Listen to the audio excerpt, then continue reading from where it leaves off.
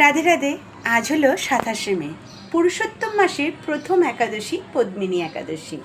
আপনারা সকলে অবশ্যই এই পদ্মিনী একাদশীর মহাব্রত পালন করুন।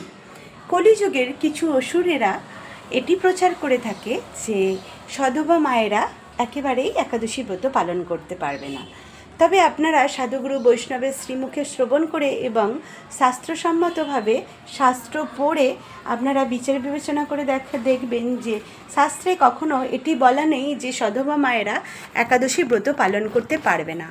8 থেকে 80 বছর বয়স পর্যন্ত সমস্ত শ্রেণীর, সমস্ত জাতি ধর্ম নির্বিশেষে সমস্ত শ্রেণীর মানুষই এই একাদশীর মহাব্রত পালন করতে পারবে।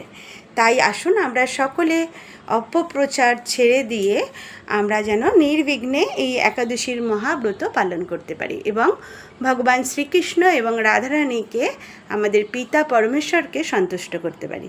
চলুন আজকে একাদশীর মহাপ্রসাদ আপনাদেরকে দর্শন করাই। প্রথমেই আছে কাঁঠালি কলা আর আম। ভগবান নৃসিংহদেবের সবথেকে প্রিয় ফল হলো আম, আর জগন্নাথ দেবের সবথেকে প্রিয় ফল হলো কাঁঠাল। ভগবানকে এখানে আম দিয়ে নিবেদন করা হয়েছে, আর এখানেও আম দেওয়া হয়েছে, শসা, আর এই হচ্ছে ডাব। এটাই হচ্ছে আজকে ভগবানের মহাপ্রসাদ। হরি বল। মহাপ্রসাদ দর্শনে দুর্ভোগ কাটে। রাধে রাধে। হরি হরি বল, হরি হরি বল।